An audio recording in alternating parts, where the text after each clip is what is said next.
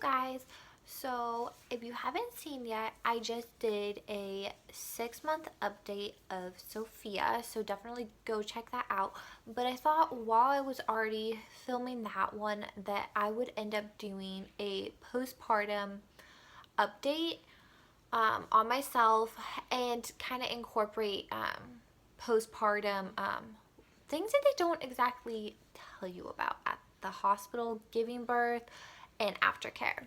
So if you're a guy and you're squeamish or you like just don't want anything to do with that, definitely don't watch this video because it is going to have details kind of about giving birth and stuff. So let's get started.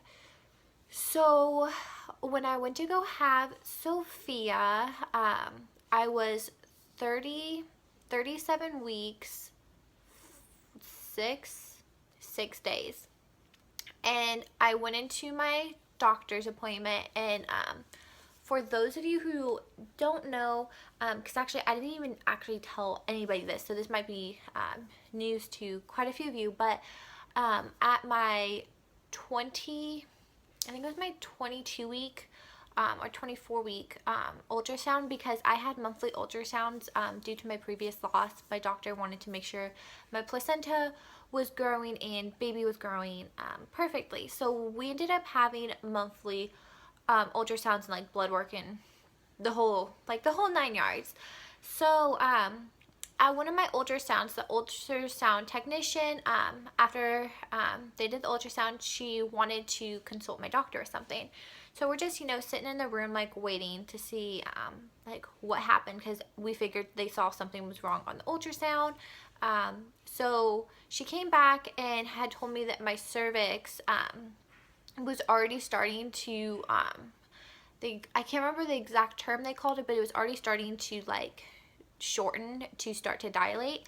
So they told me, because I was working at the time, that I needed to not be put on bed rest, but I needed to take it easier. So with that being said, I pretty much just didn't do anything.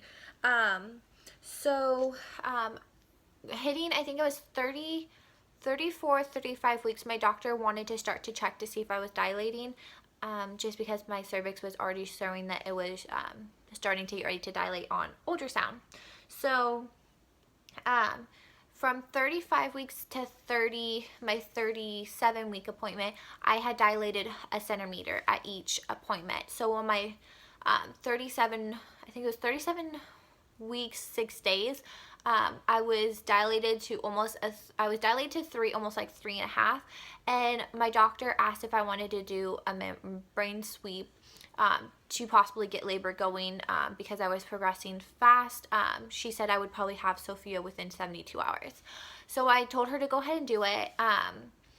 It wasn't painful like everyone had told me. It was really uncomfortable, and then afterwards it was just kind of gross. Like, you have mucus coming out and a little bit of blood. It's gross.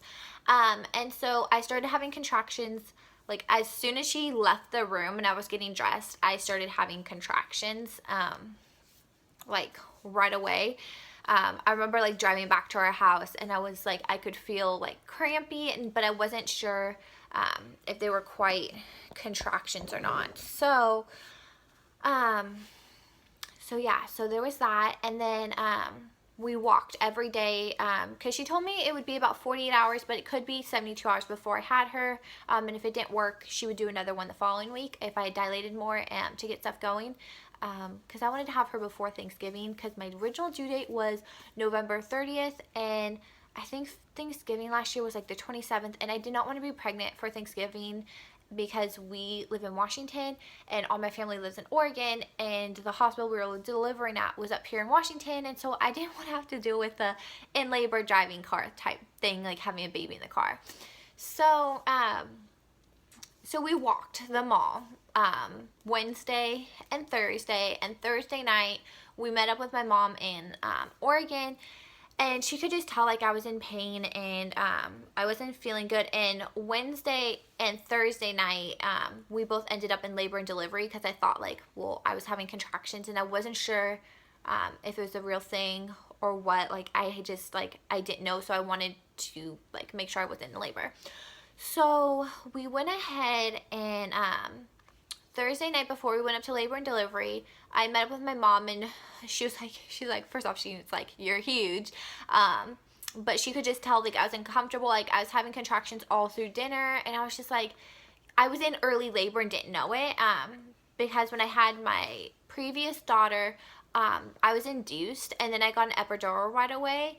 So I kind of knew what contractions felt like, but not really, because it's a little bit different. So went up to labor and delivery Thursday night, and they told me I was a 3.5, almost a 4, but my cervix hadn't changed or anything, so they weren't going to admit me. So they had me walk around for an hour, and if nothing changed, I was going to be sent home. So we walked an hour, nothing happened. So we ended up getting sent home. Before they sent us home, they gave me it was like some relaxing medication that it took to just help me sleep, and I took it and slept 8 hours. It was actually the first night that I actually had slept 8 hours for a few weeks. So that was awesome. So the next day, my contractions had completely stopped. Prior to that, on Wednesday and Thursday, my doctor had recommended for me, because we had a jacuzzi, to sit in the jacuzzi in warm / kind of warmer water to just kind of like relax my body and help get me to be comfortable. So we did that. Friday, I was having contractions, but they weren't as strong as they were Thursday. And so it's just like, I'm just going to be pregnant forever. Like, she's just not going to come. Like, I'm going to have to be induced or something. So, Friday, I was just like, I'm going to clean the whole house. We had roommates at the time, and he had 2 kids, and his mom was living with us. So our house wasn't like, didn't really stay clean, like spotless clean, but I was trying to just like clean it up before I had her, because we were actually moving at the end of the month too. So it was kind of chaotic. We were having her moving and just a lot of stuff going on. So Friday, I'm like cleaning up, and like nothing, like I'm having contractions, but nothing consistent. I was like tracking them, and they were like all over the board. So that night, Thomas was like, let's go for a walk and see how your contractions are doing, and to see if he should go to work or not. So we walked around our neighborhood 2 laps, and while we were walking, my contractions were getting stronger. Because I could feel them, because there were several times where I had to stop and like breathe through them. So we got back to the house, and I thought I had to use the bathroom. So I was like, I'm going to go upstairs and try to use the bathroom, because my biggest fear was pooping on the table. And I was like, that ain't happening. Like, no. So I was like, well, I'll go upstairs and try using the bathroom. And so I put my phone on the bed. I like walked over to our bathroom to go use the bathroom. And I was sitting there, and I had like this super strong contraction. And it was the strongest one I'd ever had. And it like took my breath away, and like I was like holding on the sides of the walls. And when it was done, I was just like sitting there. I was like, okay, it's done and over with. Let's just finish up using the bathroom. Let's go. Like see what's going on, because I was like, okay, I don't know if I should go in or not. Well, while I was sitting there, when I was like trying to decide should we go in or not, my water broke. And the only reason why I knew it was my water that broke, I was sitting there, and I just peed, and I start having like this liquid come out of me, and I'm like, where is this coming from? I've never had this happen. I was like, I know I'm not peeing right now. Like, I know she's on my bladder, but that is not pee. So I get up to go waddle over to grab my phone to tell Tom to come running up the stairs. Like, I was like, get up here ASAP. And so he comes up there, and I like waddled back to the bathroom, because I was like, okay, if it's my water that broke, if I sit and get back up, I'll know if I'm peeing or if it's my water. And so I go to do that, and I had like, it kind of like gushed out a little bit on me, which wasn't that gross, but it was just kind of weird. So yeah, so we ended up grabbing our bags and headed to the hospital, and I was like, they're admitting me tonight. I was like, I'm not going home. I don't care if I haven't changed. My water broke. They're admitting me, like, the end of it. So we get on the floor to walk into the hospital. So I had those like postpartum, you know, big maternity pad things. I put one of those on. Well, as we're walking, I can feel like it got full, and I have like water running down my legs, and I was wearing like these black yoga pants. And I told Tom, I was like, this is so embarrassing. I'm like, I look like I peed myself. And he's like, you look like you're 9 months pregnant and you're about to have a baby. So like we get up there, and I'm like, this is so embarrassing. Like, I gotta go, you know, tell them like, oh, my water broke, and look, it looks like I peed myself, but I didn't, you know, which they probably see it all the time, so no big deal, but to me, I was like so embarrassed. So we get up, and when they go to check to see if your water's broke, they use like a little like cotton swab, and they like swab inside you to see if it's the liquid, I guess, if it's like positive or negative for your water being broke. And mine like showed up right away. So they got my IV going and then took me to my room. And my whole pregnancy, I kind of joked around with my family that I was gonna be like, oh, my water broke, ha ha ha, and stuff. And so they were all at this like concert that night, and I texted them before I even get to the hospital, and I was like, my water broke, y'all better come up if you're coming up. They didn't get my text messages for like an hour and a half later, thinking like I was gonna be fine. So I think they got to the hospital around 10. I think we got there like around 7 or 7:30, and then we were admitted by like 8. And then they got the IVs and everything going. And I wasn't going to get the epidural right away. I wanted to wait because I wanted to try to get further in to being dilated. I was at a 4. I think it was like at a 4.5 when we got to the hospital. It was like, I think it was a 4, and then I dilated to like a 4.5 when we went to the room. And I needed something to kill the pain. I'd been in pain for like 2 weeks, and I was just done. I was like, I can't do this anymore.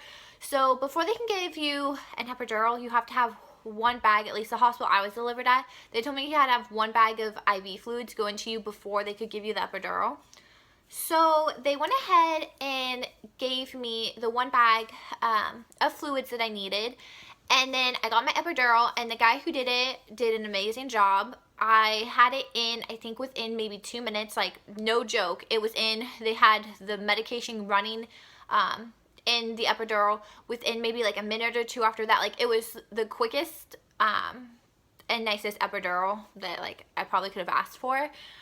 So that had started, and then about an hour after I got the epidural, because I was completely numb from like my belly down, I could not even feel my toes. Like I couldn't even move them. Like I was just 100% numb.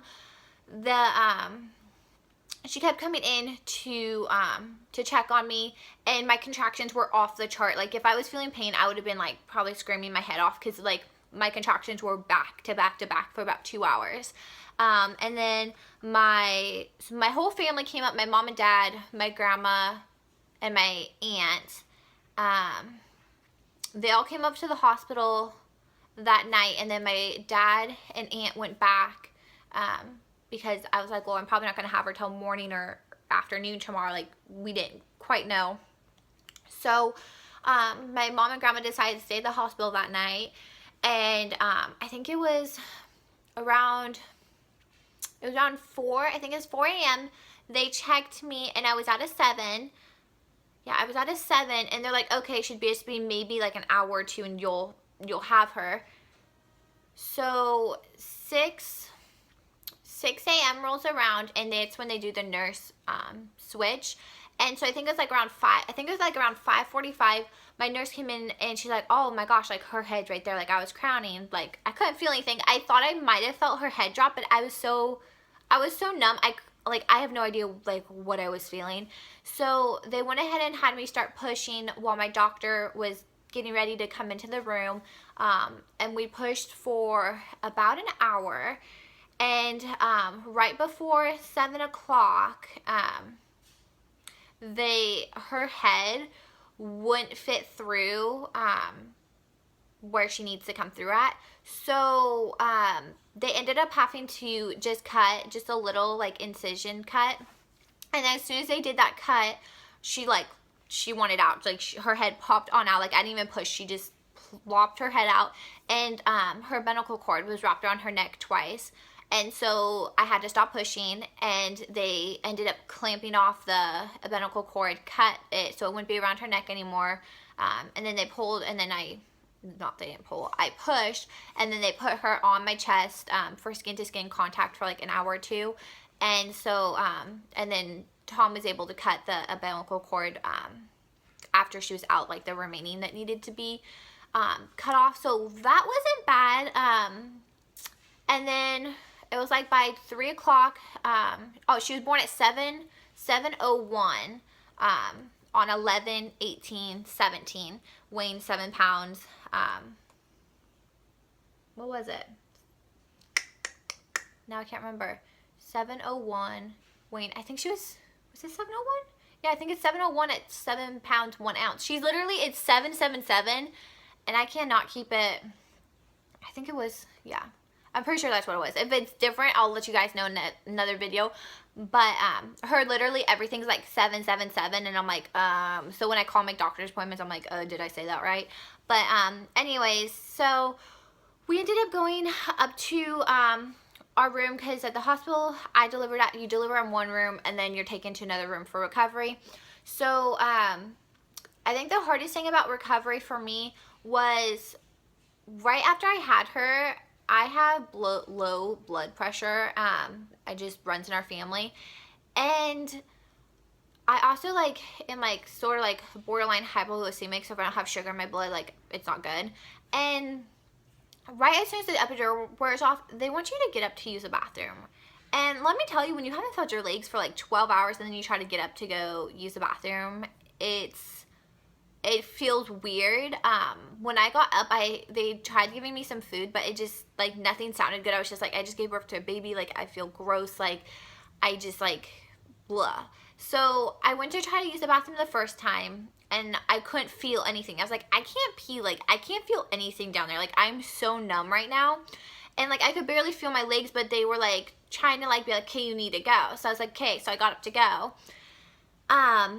Almost passed out. I came back to lay in the bed, and I vomited. I got sick, just because I had just had, apple juice and some bacon and little bits of, a pancake, but it wasn't that good. So 45 minutes later, I was like, okay, I feel like I gotta use the bathroom. I can get up to go now. So I got up to use the bathroom, and I was able to go, which was great because I did not want to have a catheter after I had her. I didn't mind them doing it while the epidural, but when it all wore off, I was like, no, thank you. So we went ahead, and I was able to use the bathroom, and then they were able to get me up to recovery. And then recovery went pretty good. The things they don't tell you is it will sting so bad to pee after you have a baby, because I had a little bit of a few tears, but since they also cut me, it hurt so bad. They'll give you a little squirt bottle to use. You put warm water in it, and you can use it to help from stinging, but it hurts really bad. Just imagine the worst pain you've ever been just down there. That's how it feels. I wasn't that sore from having her, but it was I could feel the stitches because my skin felt tight down there, and I could feel where I tore at because when I would pee, it just stinged really bad. And I think that was the hardest thing with recovery, was dealing with those about 10 days postpartum. That all kind of went away from me. But that was probably the hardest part. And your first poop after delivery, it is so scary. I went on YouTube and looked at postpartum recovery, videos, and they scared me. I was like, oh my gosh, no, not happening.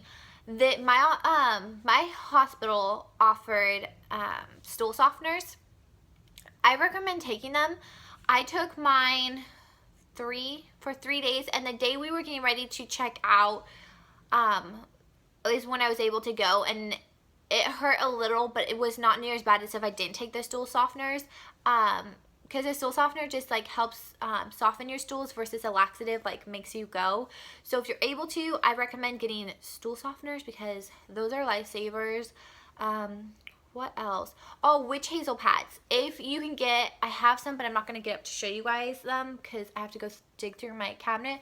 But there's these, they're little cotton pads, and they're covered in witch hazel. If you put those on your pad, those are a lifesaver. Also, Dermaplax, the spray, the hospital grade, you spray it on your lady bits.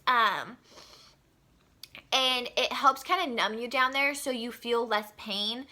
Between that and the witch hazel, those are the two things I think that helped my healing process go smooth and perfect. Like I said, by about 2 weeks postpartum, I was pretty much healed, other than the stitches having to dissolve on their own. Oh, excuse me, what else? I think that's pretty much it. We did try to breastfeed with a little Missy. In the beginning, it worked out. But as we were moving, there was so much stress and so much stuff going on. I was not able to produce enough. I dried up. I thought about trying stuff to help get my production back, but my little Piggly Wiggly loves food, and I was barely producing like half an ounce at the time, and she was eating between 2 to 4 ounces, and I was just like, this isn't gonna work for me. And so I hope with my next pregnancy I'll be able to be breastfeed for a couple months. I got about, I think it was about maybe 3.5 weeks in tops is what I was able to do, which as long as your baby's fed, that's all that matters. You know, fed is best. I like that, you know, breastfeeding has extra benefits to it, but as long as your baby's fed, that's all that matters. What else? The first time after you have a baby, go slow because it hurts. That is it. That's all I'll put in there. I'm not going to go a bunch into details, but for me, because I tore and I had stitches,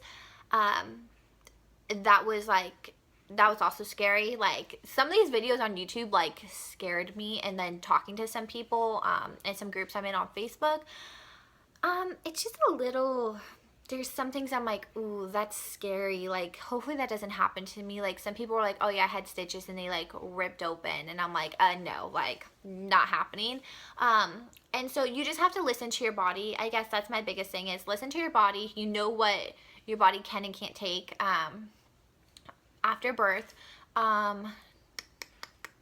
You'll be super, super crazy after you have a baby. Like, there's a few times where I just cried for no reason. Like, the hormones are just, they're there, and it's hard to control them, because you have a lot going on. Your body's trying to get back to, you know, not being pregnant. Oh, when you're in the hospital, right after you have your baby, they will massage your belly, and it hurts. The first couple times they did to me, it hurt really bad, but they have to make sure your uterus is shrinking back down.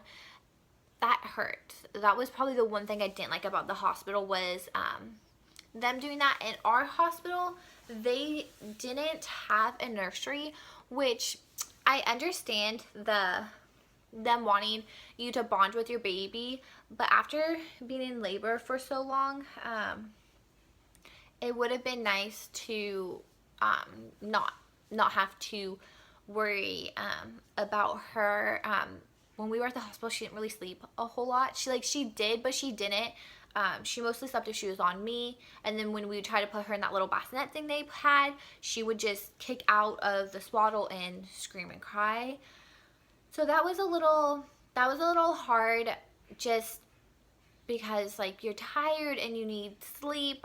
One night my mom came and stayed with me just so that way I could have some extra help, just because of our work schedules and stuff, with Tom and stuff. That it just made it nice to have somebody like extra up at the hospital with me. And so yeah, the little Missy, she's sleeping next to me right now. She's so cute. But I'm trying to think of anything else. But yeah, I mean, overall, my birth experience was amazing. I couldn't have asked for better doctors or nurses. The one nurse we did have, I had her Saturday morning, and Sunday night we had the same nurse that night, and she actually took Sophia for 2 hours so I could just sleep and try to just like focus on myself getting rested to take care of her, because we were being discharged in the morning. So yeah, you know, labor and delivery, everybody's gonna have their own story and stuff, and that's just mine of how it went. I wouldn't change it. It all went pretty smooth.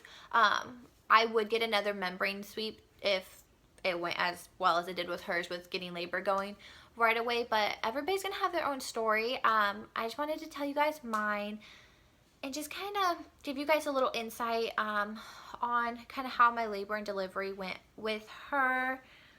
What else? I think that's pretty much it. If I think of anything else, I'll make another video to add to this one. But yeah, so I hope you guys enjoyed and it gave you guys some help or answers if you guys needed any of those. And if you guys have questions or anything, drop them down in the comments. I am going to try to reply back to comments or questions that you guys have. And also, I will be following as many of you guys as you guys start to subscribe to my channel. I'll subscribe back to your guys's as well. So thank you so much for watching this video. I hope you guys enjoyed, and I will see you guys in my next video. Thanks.